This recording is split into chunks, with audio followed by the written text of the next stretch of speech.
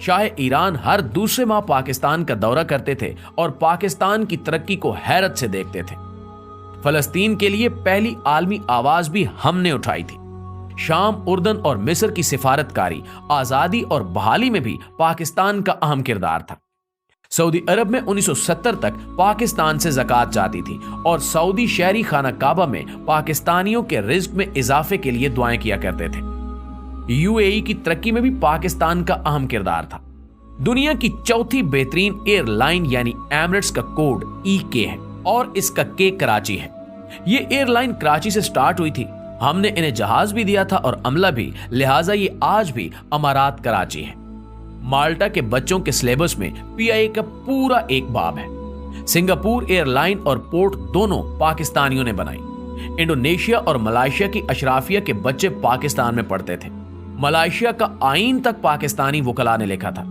जनूबी कोरिया की ग्रोथ में महबूबुल हक के 5 साला मंसूबे का अहम किरदार था। भारत 1990 की दहाई में पाकिस्तान से बिजली खरीदता रहा और मनमोहन सिंह ने शाइनिंग इंडिया का पूरा मंसूबा पाकिस्तान से लिया था। दुनिया की 3 बड़ी इंजीनियरिंग फॉरम्स ने 1960 की दहाई में कंसोर्शियम बनाकर मंगला डैम की बिड की थी और हार्वर्ड यूनिवर्सिटी की इंजीनियरिंग क्लास के तालिबे इल्म जहाज भरकर मुताले और मुशाहिदे के लिए मंगला आते थे और इस मंसूबे को हैरत से देखते थे।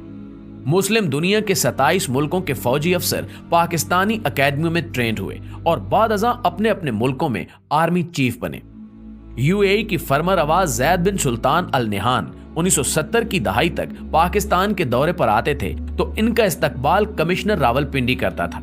हमारे वजीर भी एयरपोर्ट नहीं जाते थे और सबसे बढ़कर 1961 में जब अयूब खान अमेरिका के दौरे पर गए तो पूरी अमेरिकी काबीना ने सदर जॉन F कैनेडी समेत एयरपोर्ट पर उनका इस्तकबाल किया और सदर अयूब खान एयरपोर्ट से व्हाइट हाउस खुली गाड़ी में गए और सड़क के दोनों साइडों पर अमेरिकी अवाम फूल लेकर खड़े थे और पाकिस्तान जिंदाबाद और वेलकम वेलकम के नारे लगा रहे थे।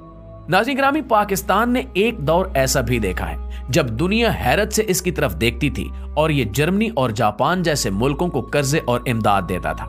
लेकिन फिर इस मुल्क पर एक ऐसा दौर आया जिसमें हम $1 अरब के लिए दुनिया के दरवाजे पर भिखारी बनकर बैठे हैं और दुनिया हमें गरूर और नफरत से देख रही है। एक वक्त था जब हम वीजे के बगैर पूरी दुनिया में सफर करते थे और एक वक्त अब है जब हमें अफगानिस्तान के वीजे के लिए भी कतारों में खड़ा होना पड़ता है। ऐसा क्यों हुआ? क्या कभी हमने सोचने की जहमत की है? हमें मानना पड़ेगा कि हमने बड़ी मेहनत और जदोजहद से इस मुल्क को तबाह बर्बाद करके रख दिया है। मगर सवाल फिर भी वही है कि क्या हमारे पास वापसी की कोई गुंजाइश है? तो जी हां, अभी भी वक्त हाथ से नहीं निकला। हम ताहाल एक कौम है और हमारा जोग्राफिया भी बहाल है। लिहाजा हम आज अगर नींद से जाग उठें, हम आज अपने हाल पर रहम करें तो हम 10 से 20 वर्षों में दोबारा उस लेवल पर आ सकते हैं जिस पर हम दूसरे मुल्कों को इमदाद और कर्जे दें। लेकिन इसके लिए हमें चंद बड़े फैसले करना होंगे। कोई भी सियासतदान 2 या हद 3 से ज्यादा मुद्दत तक वजीर आजम ना रह सके और मुल्क को बिजनेस फ्रेंडली बनाया जाए। कोई भी शहरी या गैर मुल्की मुल्क में कंपनी खोल सके और कारोबार कर सके और हुकूमत उसे 5 साल तक टैक्स की रियायत दे। हम फौरी तौर पर आबादी कंट्रोल करें और 30 साल की उम्र तक तमाम लोगों को हुनरमंद भी बनाएं। मुल्क में कोई शख्स बेहुनर और बेरोजगार ना हो। और आखिरी मशवरा, मुल्क के तमाम स्टेक होल्डर्स एक ही बार बैठकर अगले 20 साल का कौमी मंसूबा तैयार कर लें और फिर कोई शख्स उसे छेड़ने की जसारत ना करे और जो करे उसे करार वाकई सजा दी जाए।